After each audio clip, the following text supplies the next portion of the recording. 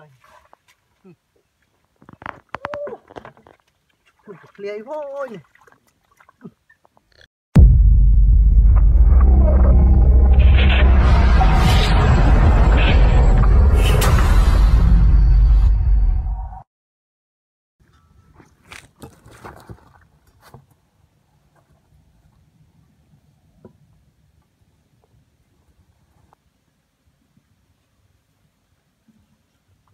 Ôi khát thật quá ơi này.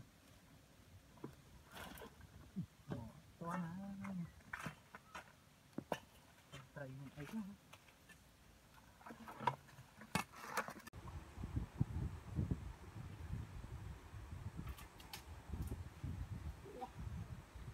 Ôi thật quá ơi này.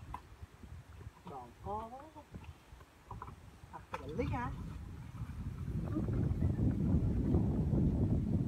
Ôi mình thật là thích này.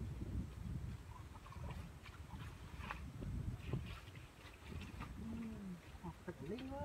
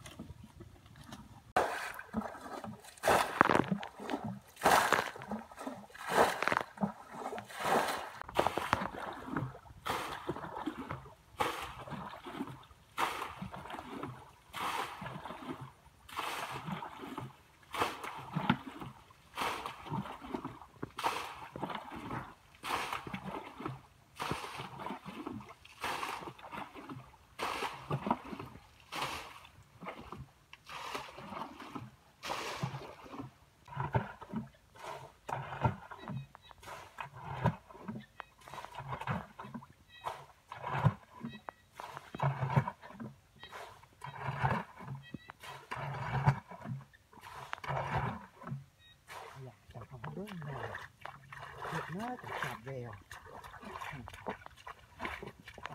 chặt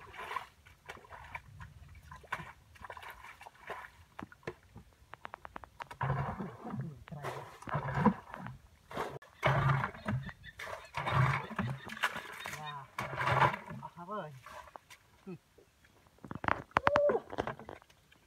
lấy vô nhỉ. Mẹ nha hoặc lúc làm một con đây chuẩn là phải vậy em lót ớt đỏ này đó mong nhìn hành to hả. Wow, bài là mình như không ấy dạ mẹ con trai rồi đó về bài đó thì mình ấy sẽ đuổi chặt đã như một năm một lọc hai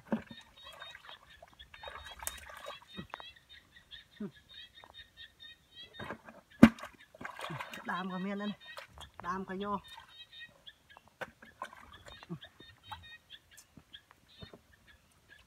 wow ạt ạt vào này con rưa wow này đẹp không đây nhắm hình con rưa chẳng kê wow một cái lì mù này nhắm một cái lì mù này lì mù này yeah, một đai nè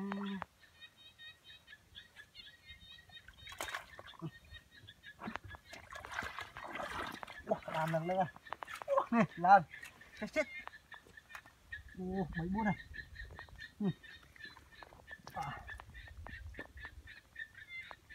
đàm lần lư tiếp sạc đàm nhìn nhìn mình ô này đây này ô cái tê lăng ở bên đây này tê lăng này phải vô bạch nó chụp ha mới tạm mình ha mình ấy mình về mình ấy mặt môi ấy còn chặt lên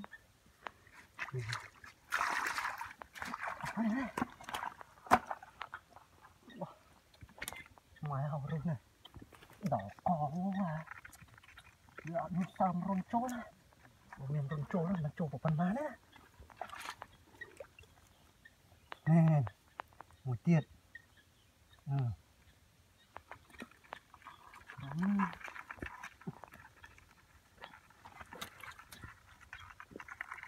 lần nào đến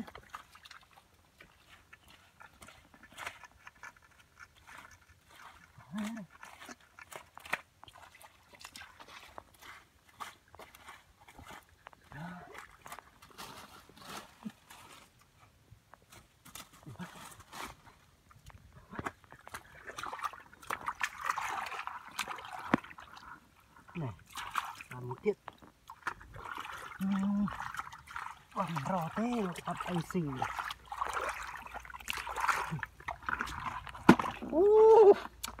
miền đây miền túc miền đam miền tròn rồi trội cái đôi chẹt thật đầu tiên hoàn cảnh của Phật ti này